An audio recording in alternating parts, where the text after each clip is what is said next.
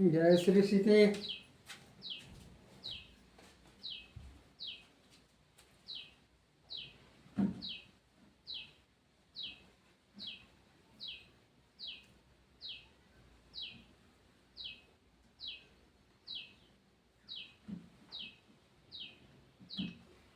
आदर्श बहू शीर्षक से आपके सामने एक छोटी सी कथा सुना रहा हूँ। एक हरिबिलास जी बड़े प्रतिष्ठित व्यापारी थे। कई तरह का कारोबार था। उनके बड़े लड़के बाल मुकुंद का विवाह 5 वर्ष पहले हो गया था। सुशीला बहू घर में आ गई थी। बाल मुकुंद को मैट्रिक करवाकर हरिबिलास जी ने कारोबार में लगा दिया और वह सफलतापूर्वक काम करने लगा था। छोटे लड़के राम कुमार ने M.Com पास कर लिया था। उसकी आगे भी कुछ और पढ़ने की इच्छा थी। उसका उम्र 20 साल की थी। बड़ा सुंदर छड़ीले बदन का किशोर था। राम कुमार उसी शहर के सेठ रामानंद जी अपनी एकमात्र लड़की कमला के लिए वर को खोज में थे। उन्होंने एक दिन राम कुमार को देखा। हरिबिलास जी के घर से वे परिचित थे ही। कमला ने 16 वर्ष की अवस्था में BA पास कर लिया था। रामानंद जी ने हरिबिलास जी से मिलकर स्वयं बातचीत की। दोनों ओर वर घर कन्या सभी योग्य थे। राम कुमार की पढ़ाई बंद हो गई और कमला के साथ बड़े धूमधाम से राम कुमार का विवाह हो गया।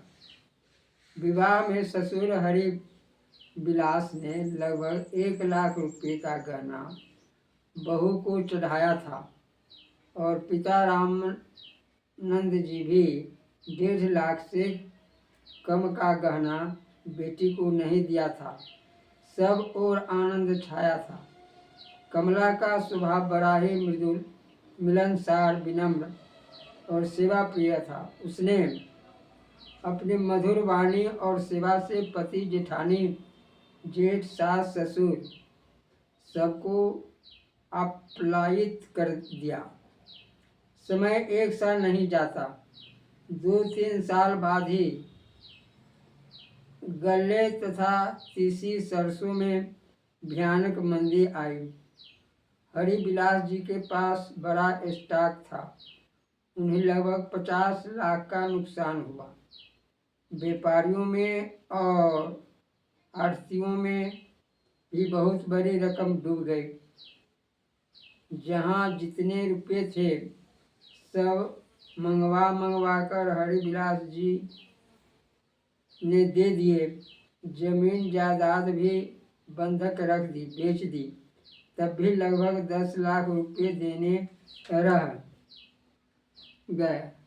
हरिबिलास जी अपार चिंता के समुद्र में डूब गए। हरिबिलास जी की स्त्री चंपा ने अपना सारा गहना लगभग 2 लाख का लाकर पति के सामने रख दिया और कहा, इसे बेचकर रुपये काम में ले लीजिए। सुशीला पिहर गई हुई थी, गहना साथ ले गई थी। इससे उसके माता पिता ने उसका गहना उसे नहीं लाने दिया। वे जान गए थे कि हरिबिलास जी को घाटा लग गया है और वे सर्वस्व खोकर भी 1-1 पैसा ऋण चुकाएंगे। हमारी पुत्री भी अपना गहना दे देगी। इसलिए सुशीला के बहुत कहने पर, सुनने पर भी उन्होंने गहना नहीं दिया। इससे सुशीला और बाल मुकुंद दोनों को दुख भी प्राप्त हुआ। सेठ हरिबिलास जी अपनी पत्नी का गहना भी लेना नहीं चाहते थे। उन्होंने मना भी किया, परंतु उसकी धर्मपत्नी चंपा ने उनकी बात नहीं मानी, बड़ा आग्रह किया, तब लेना पड़ा। वे बहुओं के गहने की बात भी करना पाप समझते थे। उन्होंने अपनी पत्नी चंपा से तथा अपने दोनों लड़कों से कह दिया था कि बहुओं को यह पता भी न लगे कि उनकी सास ने गहना दे दिया है, नहीं तो वे दोनों चाहेंगे और बहुओं से गहना लेना उनके लिए मरण से अधिक दुखदायी होगा। बड़ी बहू सुशीला का गहना तो उसके नहर वालों ने दिया ही नहीं।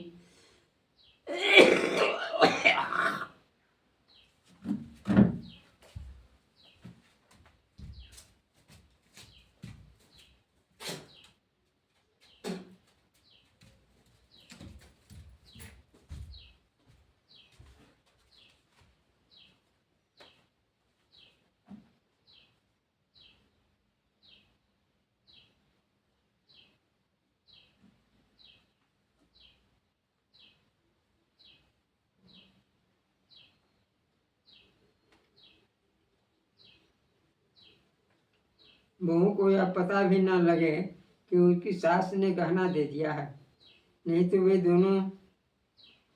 वे देना चाहेंगे और बहुओं से गहना लेना उनके लिए मरण से अधिक दुखदायी होगा।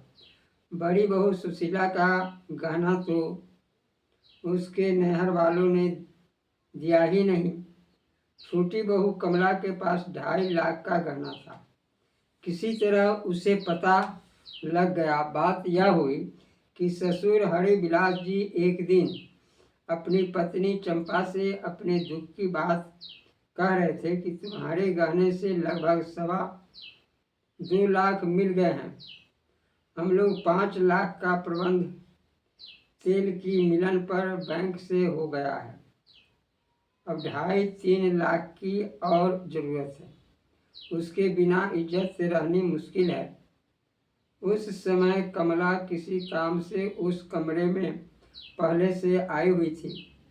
हरिबिलास जी और चंपा बात करने पीछे कमरे में आए थे। कमला अलमीरी की आड़ में थी। उसको उन्होंने देखा नहीं। कमला सारी बात सुन ली। उसने मन में विचार किया, मेरा यह गहना फिर किस काम में आएगा। इन्होंने मेरे पिता से मुझको दे दिया था।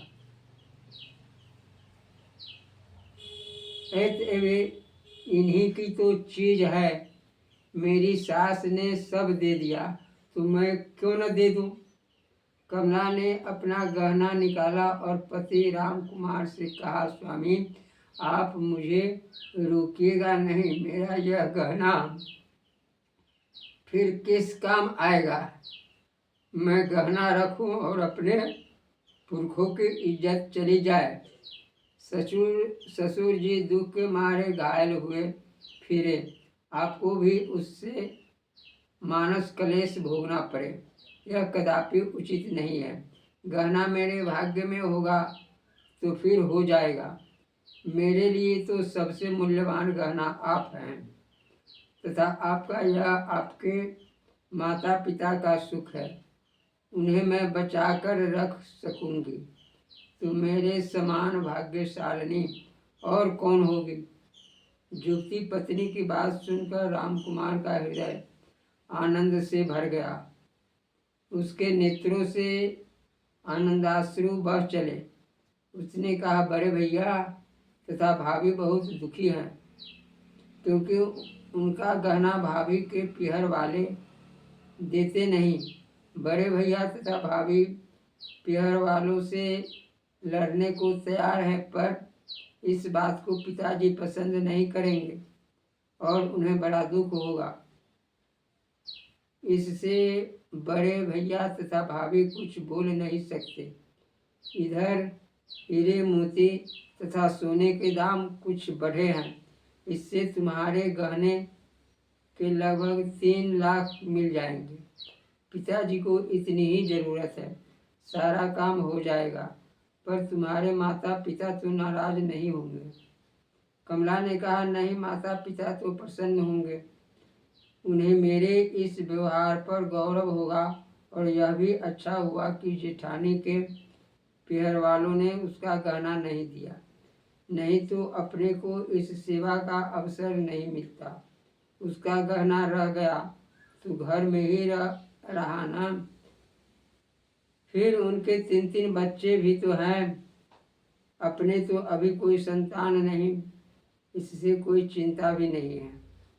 पति की सम्मति प्राप्त करके कमला ने सारा गहना ले जाकर सास को दे दिया और उसके द्वारा ऐसे शब्दों में ससुर जी से गहना लेने के लिए विनती की कि वे मन न होने पर भी इनकार नहीं कर सके।